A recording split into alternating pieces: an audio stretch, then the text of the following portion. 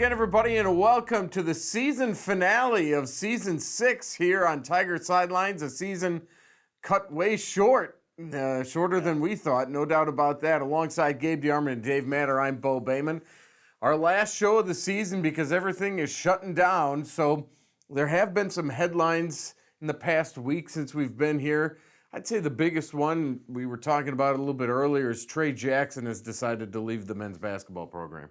Which, if you watch the season, can't really come as a shock. I mean, I think the last month of the season, we were just kind of talking privately and going, I'm not sure why he wouldn't transfer. Yeah. You know, I mean, he played sporadically, then went through a stretch where he played quite a bit, and then the last 5 games of the year, he played 22 minutes. And it almost made me wonder, I wonder if the coaching staff knew then. Right. And said, we're not playing a kid who's not going to be here, because he had been playing pretty decently, and then we just didn't see him. Not only did they maybe know, but maybe they forced his hand a little bit. Like, hey, if we can control playing time here, and he's not working out, and we maybe don't see the upside of him long term. So we want to win some games now. We don't feel like he can really help us that much. They moved him to the perimeter late in the season, which I thought was interesting, and then stopped playing him because they played him there, and he didn't seem like a good fit out at the small forward 3 position.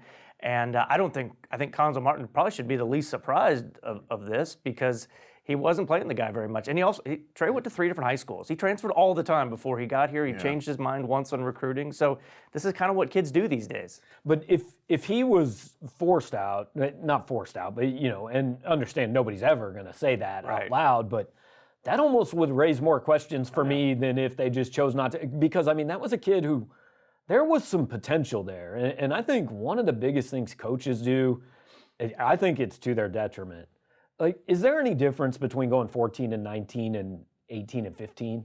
Coaches think there is. I really don't. And to me, I looked at Trey Jackson and said, maybe he's not good. He's obviously doing something Cuonzo doesn't love now.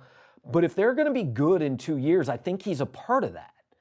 Whereas some of the other guys on the roster, I didn't necessarily see that. Obviously, Cuonzo saw it differently, and he would know far more about it than I do. But this one definitely, I think, has some... I think fans are siding on the side of the player in this one. Yeah. I was going to say, a lot of fans I talked to said, he showed flashes, and you could see it, and then you wondered why he didn't get the PT. Yeah, I think it starts, and usually with Cuonzo, this is where it starts. It starts with defense. Yeah. He didn't do a whole lot on that side. A lot of fouls, but you also saw a guy who just seemed like he never really developed, and it's the chicken or the egg. Do you develop by playing, or do you have to develop to earn that playing time? And we've seen this before with Cuonzo. It's hard to be a freshman to play for him. I mean, you've got to earn something that the others sometimes earn before you. Like Javon Pickett didn't necessarily have to earn that on the floor. He earned it in practice before the game started his freshman year. Xavier Pinson was the opposite. He kind of didn't play a whole lot his freshman year. Then he started, I think, the last 9 games and was a central piece of their team. So Cuonzo is old school. He's more old school than I think people might have thought when he got the job. They looked at him as this modern coach and go out and get the 5-star, but he is probably closer in philosophy to a Kim Anderson than he is, a Frank Haith or a Mike Anderson. He's Gene Katie. Yeah, he's Gene Katie, absolutely. What does this do for the shaping of the roster next year? I mean, now you got a couple of spots. Yeah, I don't think this has a huge effect next year. No. They're bringing back most of the same team. They bring back like 86% of their minutes or something. He didn't play that many of them. Next year isn't the issue. But they lose 5 guys after next year. I was looking at it. Right now, they have 6 dudes on the roster. Assuming Xavier Pinson comes back for 2 more years, which at this point I think is anybody's guess. Right. The future of this program is very much in doubt, and this one is different. This isn't Chris Guess, who they took in September on a flyer. This isn't KJ Santos, who was a JUCO project. This isn't CJ Roberts, who wasn't his signee. This is a top 75 kid who he took. And, I think it's more than half the guys he has signed have not made it to year 3 in the program. This is something Frank Haith, I think, eventually led to Frank Haith's dismissal. It wasn't that he took so many transfers. It was that the high school kids weren't good enough. It was the thing people complained about with Kim all the time. Mm-hmm. Hey, you can explain why Naaman Wright transferred. You can explain why Jakeen and Gant transferred. Individually, you can explain them all. But eventually, they all add up to you can't really just explain them all. Right, and if the solution now is a grad transfer, that's great for next year if it's something that can help you. But what does that do for 2 years down the road when you do have more of an exodus of seniors? Here's another question, or kind of moment in history. 3 years ago today, Michael Porter Jr. seems to come in, and the whole shift of the program has happened, except it's sort of slingshotted backwards. And it's fair. It is completely fair to say, how different is his tenure if Michael's healthy? It all might be different, but it's his job to overcome that. It hasn't. There may be a top 4 seed in the NCAA tournament, get to the Sweet 16, build some traction. Maybe they hit on some of these who knows who you get? In-state kids in the aftermath of Michael. If you want to throw in another what if Jonte's healthy for his sophomore year, Michael's a lottery pick, Jonte follows him as a lottery pick the following year. I mean, there's a lot of what ifs we could play. All right, let's move on to football. A couple of news and notes. One thing that we saw, was it yesterday or Sunday, the passing of Woody Woodenhofer, the former Mizzou player and coach. And then the other thing, Eli Drinkwitz pushes out a message yesterday on social media saying, hey, you got to wash your hands. You got to stay at home. And I think it's setting in with him that his season in September, and especially camp in August, could be pushed if we don't correct things. And it's going to take, Coach O did this last week, and there was another SEC coach, I can't remember who did a PSA. Those are the type of people who, like it or not, Random Joe listens to Eli Drinkwitz more than he listens to his doctor. Absolutely. Yeah. Or his president or his governor. Hold on, the SEC football coach said I got to stay home? I'm in, man. I'm going to lock the door because I want to see that game against Eastern Michigan. And that's why they had Coach O do it down in Louisiana. Right. Louisiana's been terrible as far as cases, and they had him stand up. They have billboards around the state of Coach O saying, stay home. I mean, Lincoln Riley did one for Oklahoma. Ryan Day did one for Ohio State. It's really smart. And I thought Drinkwitz might have been one of the best ones I've watched because he made it really personal. For one, he said, these are my kids. I want them to be healthy. He's got little girls. And two, if you want to see football in the fall, stay home now, which is a great message. I actually think every school should just have Ed Orgeron do their PSA, to be honest with you. I think Missouri should have need subtitles. Should have called Coach O and been like, yo, can you just do one of those for us? And Gabe, you've been tweeting about this. They haven't had spring football. You don't know when anything's coming back. It's time to start thinking about maybe in the fall. And, nobody wants to talk about it out loud. And I get why Greg Sankey is saying, hey, we're assuming we're going to have the season. And that's what you do. Publicly, you assume. But I promise, every athletic director in the country right now is having teleconferences. Okay, what do our books look like if we don't play? Yeah. And like we were talking before you got here, I think the season happens in some form. Yeah. Like I think there's going to be football, but I'm not at all sold it's media days in July, practice in August, and 12 games starting in September. Yeah, I think things could get shifted back, and it's going to look different. I mean, I don't know how you can, say, hey, you can't have 100,000 people in this stadium, but you can have 20,000 in this one. I don't know how that will all work out. It seems to me that you won't be able to have fans until fans are allowed everywhere. I don't think you can pick and choose, which conferences, which stadiums can have them. Can you set a limit? Yeah, maybe that's the solution. But is it safer with 20,000 than it is 100,000? I guess it is, but how much safer? So I don't think we know the answer to that yet, or anybody does. And then the trickle-down effect, how many people will buy season tickets? Right. How many people will be scared to go into a crowd like that just because you can't do it right now? Yeah, and the economic impact of this is, like we've been talking about, how do you give baseball players another year? Schools that have football can figure all that out. Right. Like that's doable. If you don't have a football season, Alabama's in trouble. Texas A&M's in trouble. Oh, everybody's in trouble if you don't have football. And I mean, there are kids out there, I was listening to a podcast this morning, they were talking about, there are kids out there whose parents lost jobs who all of a sudden, maybe they can't enroll at Missouri in September like they were going to. Enrollment's going down everywhere. I mean, this is, the effects of this, we have no idea. Absolutely. We're just in the infant stages as far as that goes. One thing that happened this morning was the official elimination or postponement of the 2020 Olympics, which of course affects two former Missouri athletes, and Carissa Schweitzer and also Jaden Cox. And I know that they were both on Twitter saying they'd be disappointed, but they understand. Yeah, these are two, I think, really intelligent, bright athletes. I think they see the big picture, especially, I mean, we probably know Jaden a little bit more because we've been around him a little bit longer. He's older. I think he definitely gets it. And to his credit, he's already been to an Olympics, so it's not like this is going to be a first time for him. I'm sure he wants to win the gold. For Carissa, she'll have more opportunities. I thought her, the tweets she put out were, I thought showed a lot of vulnerability. I mean, she was upset. She really was. Disappointed, yep. But at the same time, she realizes that she's got a really bright, long future ahead of her. It's probably tougher for her, too, because she's in one of the few sports that she can keep training the way she's training. Yeah. I mean, and that's the big thing. People have been saying, why do they have to decide on the Olympics now? These are the best athletes in the world. Right. They have to be able to, like, there are like 10 pools probably open in the entire country. These swimmers, you don't want to go to the Olympics, the biggest meet of your life, and like put out a subpar performance. Right. They have to be able to train all along. U.S. Swimming, U.S. Track and Field advocated this a week ago. Canada said yesterday, we're not going if they have it. And at that point, it was kind of like, all right, we know where this is headed. Well, and the same thing to that point is you have people here, like Colorado Springs training facilities are shut down. Right. Can't go there. You have other countries who are still training no matter what. They're like, well, we're doing it anyway. So to equal the playing field, that's why they had to do this. But it shows that was supposed to start in Japan July 24th, I think. I mean, now we're getting into the summer, deep into the summer with some things moving. You know, and I also think, too, I think we got to pump the brakes a little bit comparing other sports to the Olympics, just because the Olympics is everybody in the world converging on one place. That's different than what college football would be, where there's travel, obviously, but everyone's going somewhere different. So there is a big difference there, but it is, I do think it's one of those moments where you see, oh, wow, they can cancel the Olympics, they can cancel anything. Yeah, absolutely. Okay, we're going to take a break. When we come back, your tweets for the final time of Season 6. You're watching Tiger Sidelines right here on MC22.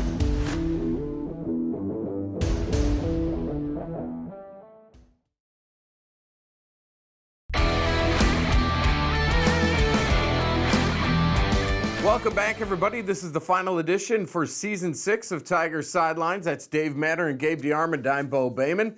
We're at Tiger Sidelines. Even in the off-season, we'll probably, I don't know, shut down the account or... I mean, it is the off-season. Yeah, it's been the off-season. Not check it, I don't know. Jason says, is there any indication how schools will juggle having upwards of 5 classes of scholarship athletes? Have some offers been pulled? How much will this cost the athletic department? Have recruits asked to get out of commitments to go elsewhere or at least look? I mean, those are the questions that everybody's asking themselves right now. The SEC athletic directors, I don't know if it's still this way, but at least as of early this week, we're having a daily conference call. Yeah. And this is what they're talking about, and nobody knows. It's complicated, and it's different for every sport. I mean, the sports where you just do it by head count scholarships, those are a lot easier to figure out than the equivalency sports like baseball, where everyone has to get at least a quarter of a scholarship, but you only have 11.7 divided by 25. I mean, it's hard. If you got a pitcher you want to give a full scholarship to, and you have a recruit coming in that only gets a quarter, well, what if a guy coming back had a full scholarship last year? Does he stay on that? So it could lead to some conflicts that coach wants to deal with. And we've heard that next week you should hear about that, right? The NCAA is voting on it next Monday, the 30th. So there you go. The 30th, they'll make a decision. For the spring. Yeah, Division II made the decision that they'll give another year. Just for seniors, though. That's not for everybody. Yeah. Which is, I think that's the way to go. I can't see doing it for everybody. No. I mean, why do the seniors get another year and everybody else loses one? Right. I'm not sure that's fair. Because you all either. lose one in the end. Yeah. Right. In the MU alum movie version of Tiger Sidelines, which one is John Hamm, Brad Pitt, and Tom Berenger? That's a good question. I think we've got 3 Ed Helms here. I don't really think we have any of those. I refuse to be John Hamm, though. Well, Berenger's the oldest, so I don't know. That'd be me then. Okay, all right. What is your all-time favorite or most noteworthy quote you have gotten while covering Missouri? There are some funny ones that I can't really say because it was just misspeaking that makes people look bad. The best one I think I've gotten was when I talked to Mike Alden in the 5-year anniversary moving to the SEC, and he just basically unloaded on Texas, which he would never do when he was the AD. But he said something along the lines of who does that? Arrogant schools who think they're better than everybody else, I go back. I can never shake this one from Lorenzo Williams. It was at a football loss at Nebraska. It must have been 2006 because they won in 07 when he was there, and that was here. And he said after every time they lose a game, he'd always say, "We just have to flush this one and move on. This one might need a courtesy flush." That's a good one. Lorenzo also, I remember after the Sun Bowl and. Oh, that was a tough one. I think no, it was after the Cotton Bowl in Dallas in 07 because that was his last year. He was a senior. Yeah. He told me that he had told the team if they did not win the national title in 2008, he was coming down and burning all their houses down. I don't think he did. I don't think he did that. Yeah. Favorite grandmother's recipe does not have to be a dessert. And Barry Rose says cow tongue. Yeah, that's not happening. Like, I hope Barry was making that up. No chance. He had a lot of details there. No chance I would do Hit that. it with salt. My grandma made good fried chicken. Ooh, there you go. Impressive Mizzou appealed to Daniel Hawthorne over his in-state LSU. Are you sensing that Drink and company are more charismatic recruiters, able to extol the virtues of Mizzou better than the prior staff? Can the answer to this be maybe, but I'm not sure Daniel Hawthorne is the Long bar snapper? for that? I mean, he's a preferred walk-on long snapper. And yes, he was going to be a preferred walk-on at LSU and took the preferred walk-on at Missouri. And, I guess that counts for something. But, I'm not sure that's the guy. As far as being better recruiters, I mean, I don't know if previous staffs get Ennis Rakestraw. They got Tyler Macon early. That's good. But if you just look at rankings, and Dave and I have talked about this, if Barry Odom had gotten commitments from the exact same 4 guys that Eli Drinkwitz has, most fans right now are going, man, we can't win in the SEC with 3 stars. Right. Yeah, You know? And there's something to be said about Eli's charisma, for sure. And I Yeah. think from what we see, in our perspective, he has more than Barry, but we're also not in the living room when you're talking to recruits and recruits' families. And it's also a staff-wide thing. It's not just the head coach on that. So we'll see. We'll find out. You can't win recruiting on charisma alone. Right. That's But not, I do that's think not the answer. I do think there are more guys on this staff who you go, yeah, I can see how they could really sell Absolutely. somebody in a living room Absolutely. than there were on either Pinkel's. Because Pinkel's staff, I think he was just selling, here's what we've done. Like, come be a part of it. If you don't want to, we don't really care. Odom's staff was selling, here's what we think we can do. But it was, even after practice, his talks to the team almost seemed so intense and so businesslike that at some point, I think maybe guys tuned it out a little Scripted, bit. sure. And the new staff certainly knows how to play the game, and they're playing it very, very well. Have you watched Netflix The English Game? Anybody watch that? No. I haven't either. I will tell you this. We just started last night the Tiger King. Yeah. Is it good?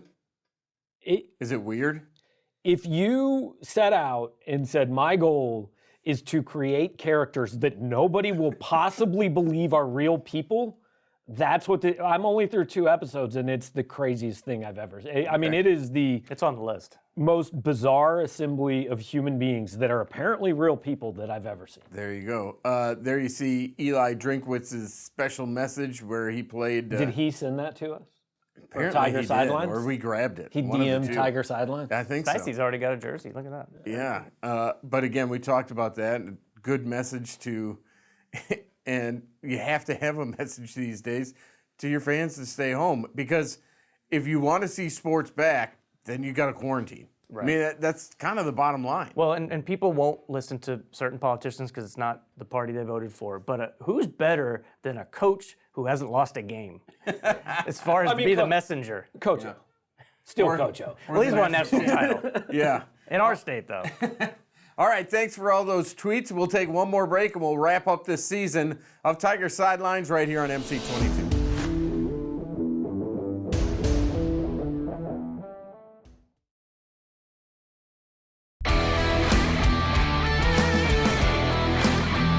Welcome back to the Season 6 finale of Tiger Sidelines. That's Dave Matter, Gabe DeArmond, I'm Bo Bayman. And as we look back at the truncated year at Mizzou, I can't help but think, if we're being honest, it was a very down year at Mizzou sports-wise. I hoped you weren't going to say what was the highlight, because Volleyball is I the don't know highlight. what the highlight was. Volleyball made the NCAA tournament. And they won a match, I think. So there you go. Give them a crown. That seriously is the highlight. That's how down of I mean, football was mediocre. Women's basketball was way down. Men's basketball was picked 13th, finished 10th. Overachieved. Soccer didn't have. I mean, everything that finished. Softball was good. For Softball those was 15 3-0. games, though. Softball was 3-0 in the SEC, but everything that finished or got close to finishing, Right. it was a tough year. It was. I mean, you could find if you're really looking. I mean, the bragging rights game was another good day for Missouri. They beat Florida in basketball. What else? That's about it. Coaching change in football. I mean, that was a good day. They were 5-1 at one point. Wasn't good football. before that. They were with a loss to Wyoming. Yeah. Boy, it's really hard to put any kind of spin on that. It was rough. It's one of those years that if it's normal, you're like, when will this year ever end? And then it ended. And now it's like, oh, I wish this was going for a little bit longer. The appeal got denied. There's another. Yeah. Oh, yeah. I have totally forgotten about that. And that'll be one of the big storylines coming up over the summer is that ended? Does it carry on? I hope the NCAA votes on that on Monday, too, because like early June, we're going to have had that question so many times Right. that like I'm going to throw my computer out the window. Can you imagine if they uphold it for another year? I don't understand. They won't. They just There's For keep no one, way. the thing says it has to be this year. It didn't say the next year you compete. It said this year. Yeah. So I mean that's enough, I would think. And also, like, every kid in the country has been, hurt by this. Do you want to add another layer Yeah, on to right. these players who had nothing to do with what went wrong at Missouri? It's interesting as we sit here wrapping up the season in March, something that we didn't think we would do, but hard to believe we've been on the air for 6 years doing the show. And as you know, it's year to year, so we hope to be back in the fall. I just hope I can leave my house in the fall. Like they just said, like as we're taping this, Columbia's in the stay-at-home order as of Wednesday at 10 a.m. So I don't know, man. Go live it up for the next 23 hours. But it's going to be a different world when we come back. It will, and our world in the sports world, college sports, is so small compared to everything else that's going on with everybody that's actually, doing things other than just giving people a distraction a little bit with what we do. But yeah, things are going to change drastically, and I hope everything's back here the way it looks for the most part. Do you think that things are going to come back without fans first? I would think so. If there's a Major League Baseball season, I just can't imagine 40,000 people at Busch Stadium, or how many will be at Kauffman, Not 40,000, 40. I just can't imagine us going from this to that so quickly. I can't imagine that either. No, and here's really what I'm interested to see. How many people over the next 4 months kind of figure out, I don't miss sports quite as much as I thought I was going to. Hopefully not our subscribers. Right, but I mean, I think there will be people out there who are like, I spent more time with my kids. I was productive. I read 6 books. Like, I got things done. Maybe I don't need to spend 14 hours in front of the TV every Saturday. I do think if they get back to normal, I think we'll see the continued trend of attendance at college sporting events to keep going down. I mean, there's no logical reason to think it's going to go up after this. But that first event or first week or whatever where people can be back. I mean, we were talking about if you could start baseball on July 4th and every stadium in the league would sell out. It will be like the World Series after 9/11 when it was like this historic patriotic moment. Yeah. It'll be real interesting. Everyone will have masks on. But It'll be real interesting to see too. I know that they've pushed football season tickets back. Usually the deadline's right around April 15th. That's now the end of May. And it'll be interesting to see with people losing jobs if they'll be able to. And I'm reading the fine print on that to make sure what the refund policy is if I'm a season ticket holder. Yeah, no doubt. I'm probably not buying season tickets. I'm gonna wait and see when they play, and I'll buy it because the truth is at Missouri, you can get a ticket to the game on Thursday. Yeah. So I'm gonna make sure they're playing. I'll buy a ticket a few days ahead of time, and I think for us the next thing is really SEC Media Days is mid-July. Does that happen? I've got a hard time believing it happens. I think it's going to be like a teleconference type situation. Right. But if that doesn't happen, that's the point where everybody's going to go, oh man, we got to start worrying about football. And, like we're fortunate, like Dave said, our jobs are a little bit different and a little bit probably less important than a lot. But I think that's the point where we're going to start worrying. I would think too that they could maybe have them without fans. I mean, we know how the Alabama fans. But I mean, there are 700. There are like 700 and some odd credentialed media members there, and every school brings 12 people. I mean, you're talking about 1,000, 1,500 people with no fans there. Yeah. You can't do that. It'll be interesting to see. It'll be a whole different world when we come back. And we should mention, we should thank the people on the front lines, the ER workers, the janitors, the nurses, everybody who's doing their part and has to work just to try to get rid of this thing so we can see sports One back. of the three of us here qualify as essential personnel in our careers. You guys have fun at home. Yeah, we're just hanging out, but good for you, man. As always, thanks for watching Tiger Sidelines. Again, we hope to be back in the fall. We'll let you know online if that happens. We want to thank Bill. We want to thank Matt. Matt, good job in your first year at the helm. Brian, thank you behind the scenes. That's Dave Matter and Gabe DeArmond, and I'm Bo Bayman. We'll see you next time, whenever that is, on Tiger Sidelines right here on MC22.